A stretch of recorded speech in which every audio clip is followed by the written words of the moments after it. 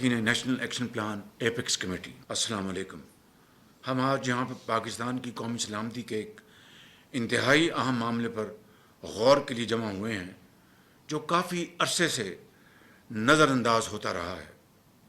میں اس دہشت گردی کے سلسلے کی بات کر رہا ہوں جو تقریباً 2.5 دہائیوں سے پاکستان کو مختلف حوالوں سے شدت سے گھیرے ہوئے ہے۔ پاکستان میں دہشت گردی کا مسئلہ انتہائی پیچیدہ ہے اور اس میں جرائم، منشیات، سمگلنگ، انتہا پسندی اور مذہبی منافرت دہشت گردی کا جان لیوا تعلق ہے۔ ملک پاکستان میں پائیدار ترقی کے لیے استحکام اور قانون کی حکمرانی ضروری ہے۔ ریاست کی عملداری کو پوری قوت اور بغیر کسی استثناء کے نافذ کرنا میری اور آپ سب کی مشترکہ ذمہ داری ہے۔ ایک سافٹ اسٹیٹ یعنی نرم ریاست کبھی بھی سرمایہ کاروں کا، چاہے وہ اپنے ہوں یا خارجی ہوں، کا اعتماد حاصل نہیں کر سکتی، اور اس لیے دہشت گردی میں مبتلا ایک غیر مستحکم ریاست میں صحت مند اور مضبوط معیشت کا تصور بھی نہیں کیا جا سکتا، چاہے کہ اس کے اوپر عمل ہو سکے۔ دہشت گردی کے خلاف جنگ کی ذمہ داری ریاست کے تمام اداروں کا مشترکہ فرض ہے اور فرض اولی ہے۔ یہ it's not about you and me, it's about اس۔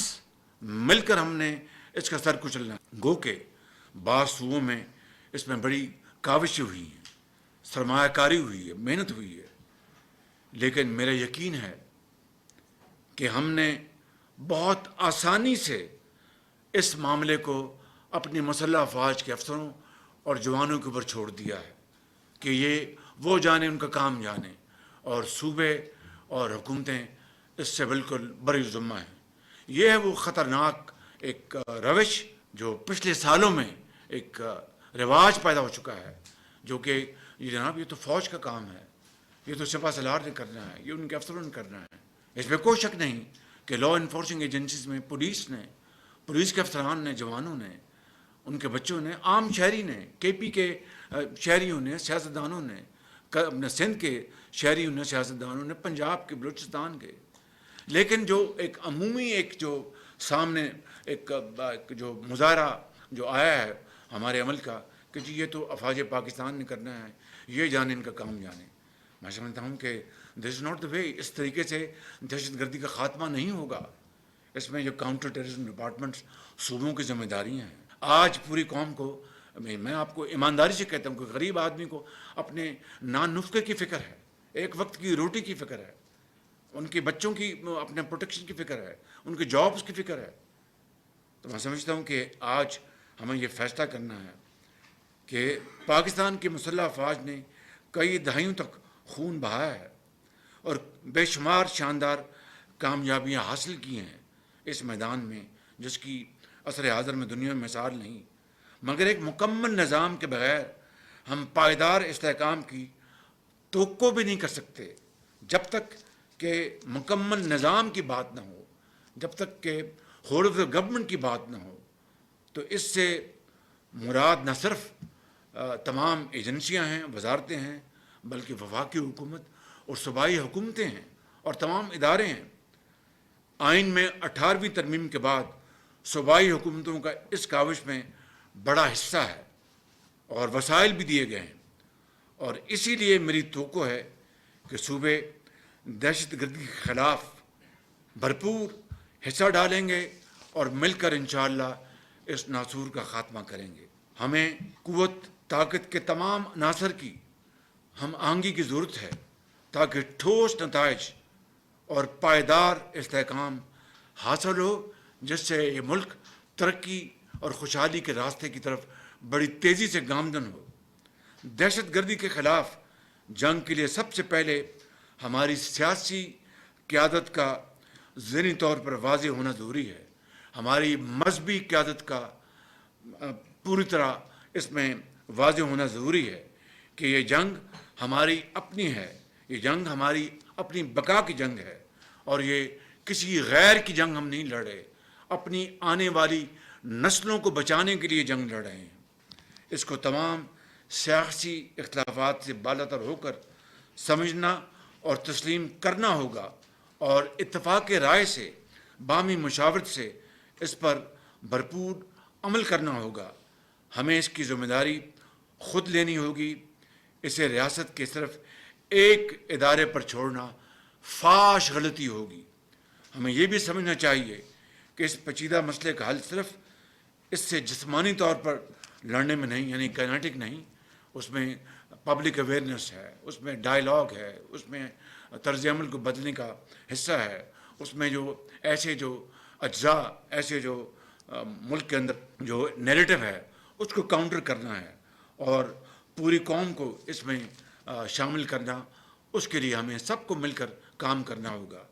اس کے علاوہ ہمیں علاقائی ممالک کے ساتھ فعال سفارتکاری کی ضرورت ہوگی کہ دہشت گرد تنظیموں کے لیے وہ وہاں پر ان کے لیے جگہ تنگ کر دیں، اور ہمیں قانون سازی کے ذریعے اپنے قانون نافذ کرنے والے اداروں کو مضبوط بنانا ہوگا۔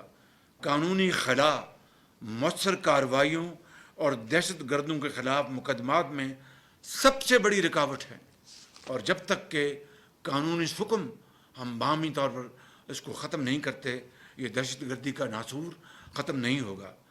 پارلیمنٹ کا سب سے ایک اہم کام قانون سازی ہے۔